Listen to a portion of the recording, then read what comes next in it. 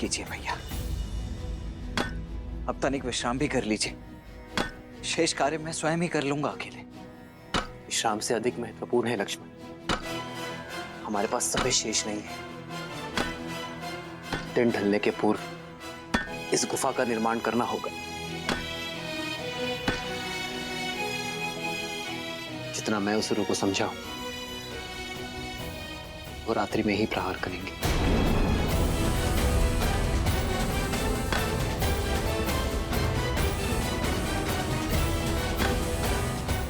जो आज्ञा भैया।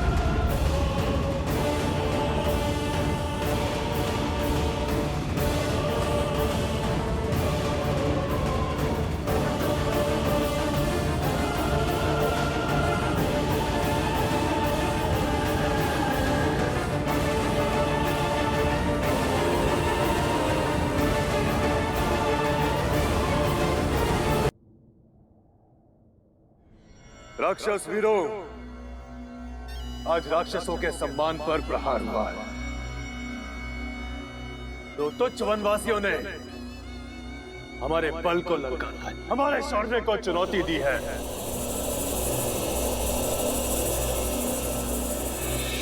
परंतु आज हम ये सिद्ध कर देंगे कि क्यों धरा से लेके आकाश तक राक्षसों के आतंक से कांपते हैं, क्यों सदा त्रिदेव हमारी ही चिंता में मग्न रहते हैं। हम राक्षस कहलाते हैं। राक्षस, राक्षस।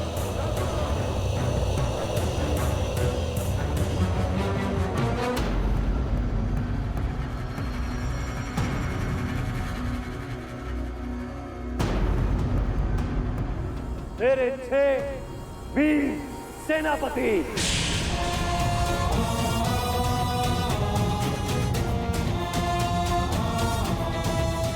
अपनी अपनी सैन्य टुकड़ी के साथ आज रात यहां से प्रस्थान करेंगे। हम राम और लक्ष्मण का संहार कर वापस लौटेंगे।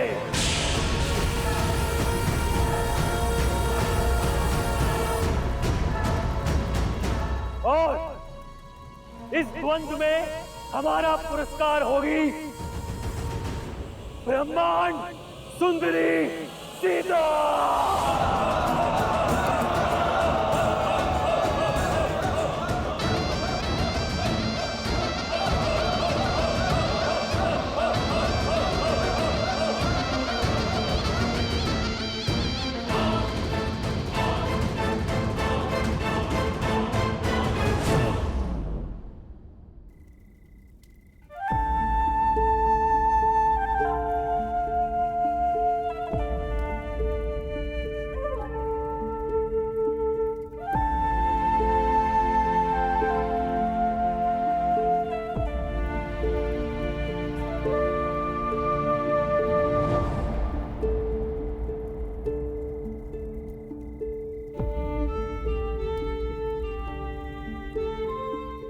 रात्रि होने को है सीते, तुम लक्ष्मण द्वारा सुरक्षित इस गुफा में ही रहना।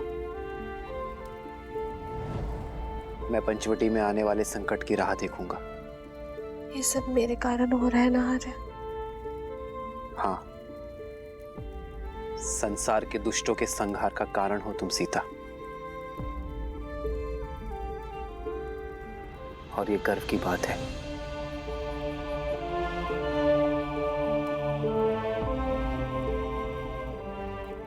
हम मुस्कुरा भी दो सीता। मेरी सीता के सुंदर मुख पर चिंता का भाव शोभा नहीं देता।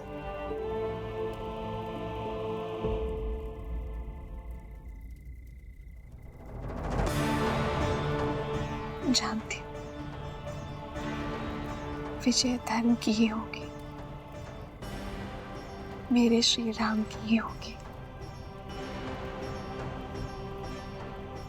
भाभी माँ की आप तनिक भी चिंता मत कीजिए भैया। मैं उनकी रक्षा उसी प्रकार करूंगा जिस प्रकार पलकें आंखों की करती है। तभी तो अपनी प्राण प्रिय सीता की सुरक्षा का उत्तरदायित्व मैं अपने वीर भाई के कंधे पर सौंप कर जा रहा हूं।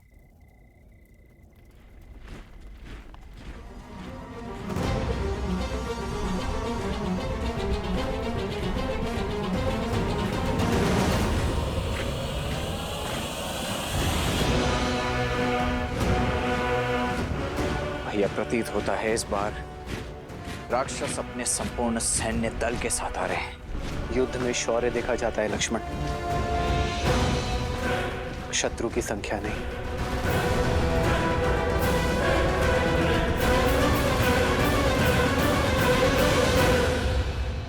आर्य,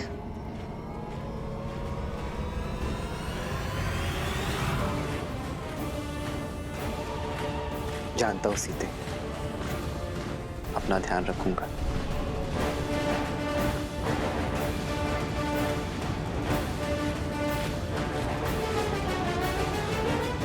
लक्ष्मण, जी भैया।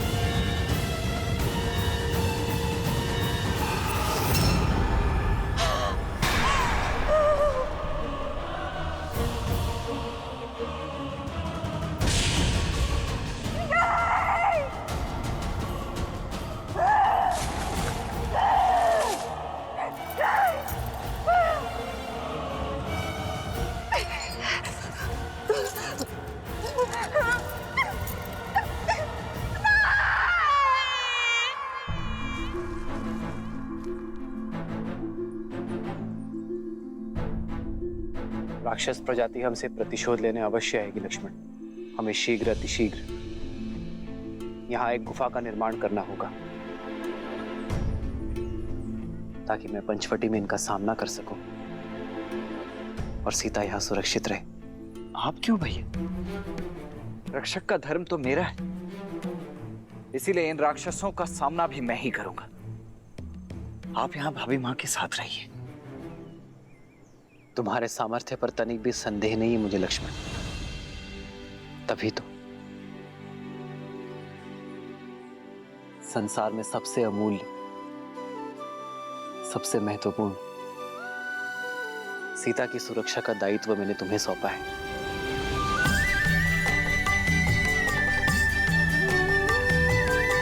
जी भैया।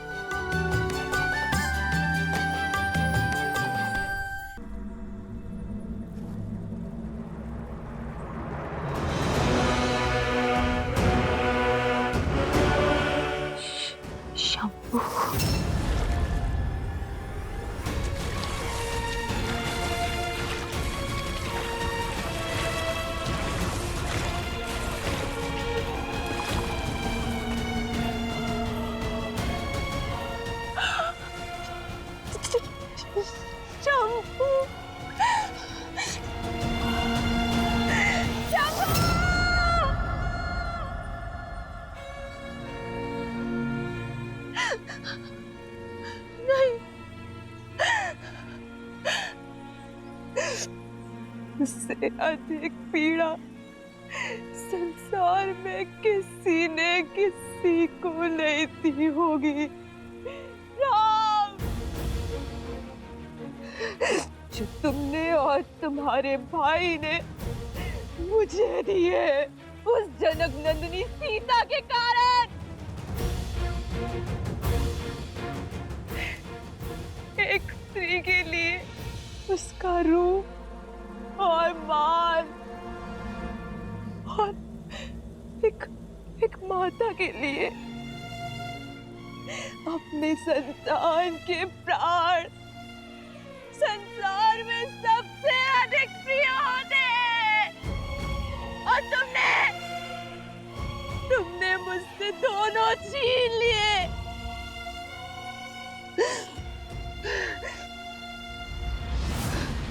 नहीं छोड़ूंगी, नहीं छोड़ूंगी। राम, सीता, लक्ष्मण, इस प्रहार का प्रतिकार लेगी ये शूर्पणखा, जो मेरी आंखों में आंसू भी नहीं देख सकता। तुमने शूर्पणखा का अपमान नहीं, अपने मृत्यु का आह्वान किया है राम। अब देखना कैसे राक्षस कुल तुम्हारे प्राणों का शत्रु बनता है, और कैसे तुम्हारा जीवन मृत्यु से भी भयानक होता है।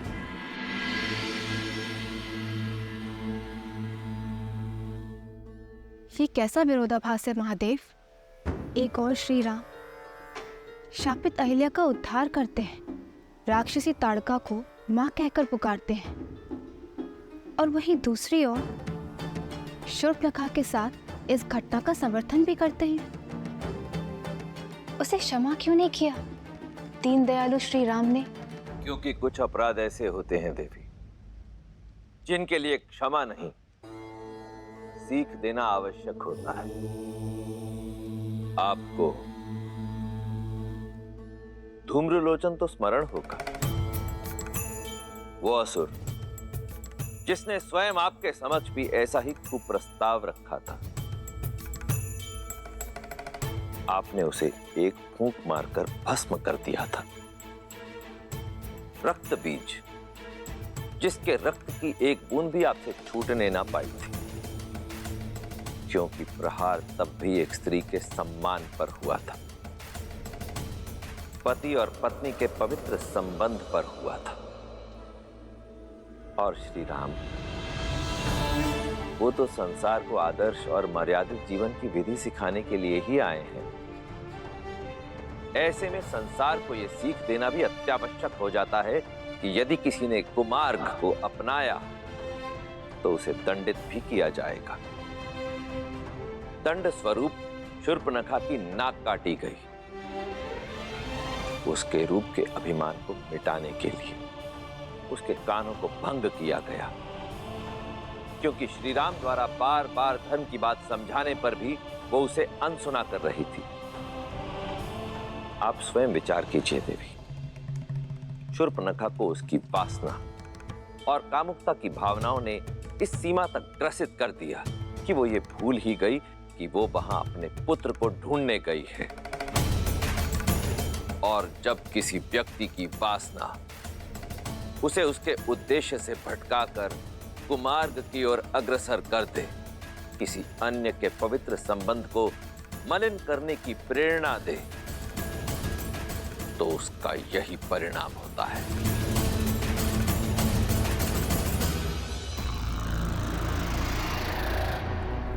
भैया,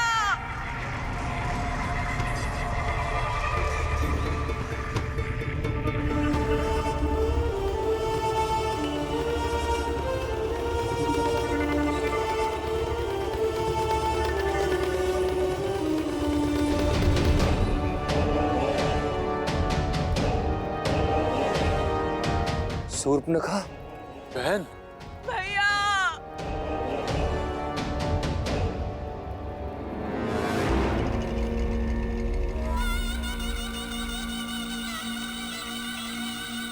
बहन, ये कैसे? किसने किया ये दुस्साहस? भैया, लक्ष्मण ने, राम के भाई लक्ष्मण ने किया ये। मुझसे मेरा रूप, मेरा घर सब छीन लिया। भैया, रक्षवंश का सम्मान ही नहीं,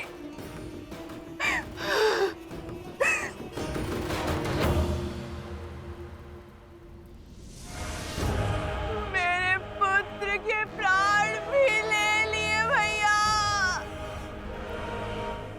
शंभू,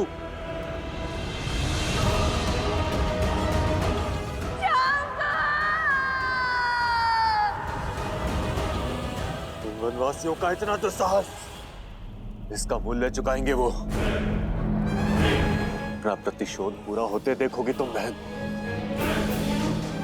ऐसी मृत्यु देंगे उन वनवासियों को कि भय का दूसरा नाम दंडकारण्य भी भयभीत हो उठेगा। उचित कहा दूषण, किंतु उससे पूर्व शंभू की अंत्येष्टि करनी होगी।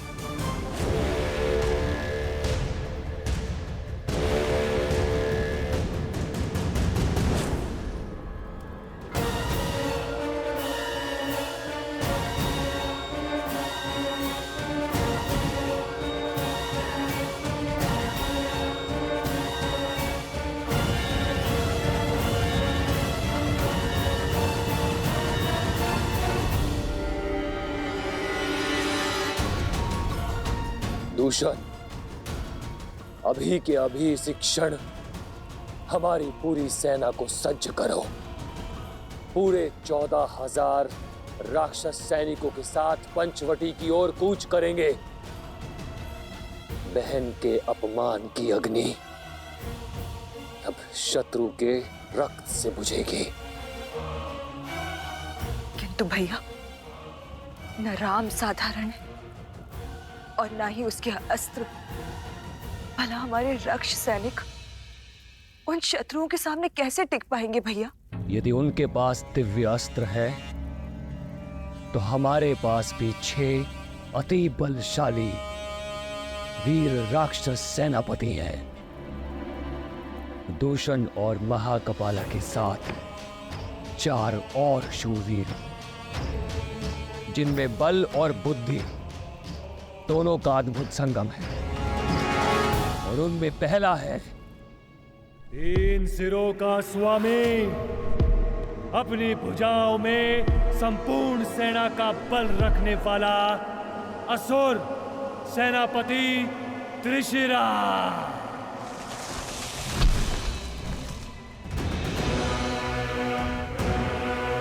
दूसरा छल, बल और युद्ध कौशल का धनी, निपुण, निर्भीक, महापराक्रमी रामदेव।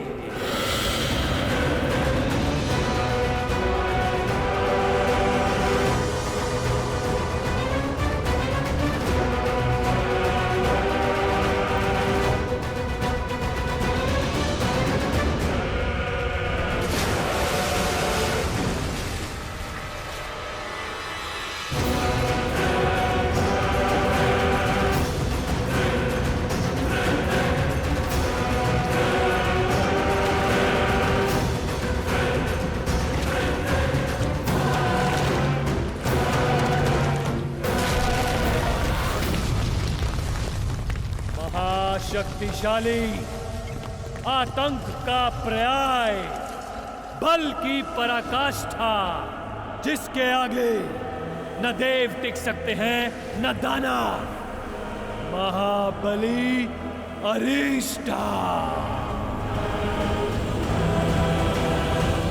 और सबसे शक्तिशाली अस्त्र, कुटिलता में पारंगत, दया से दूर, बल से भरपूर, अनेकों बार इस धरा को संतों के रक्त से रंगने वाला, परम प्रतापी स्तुलक्षा।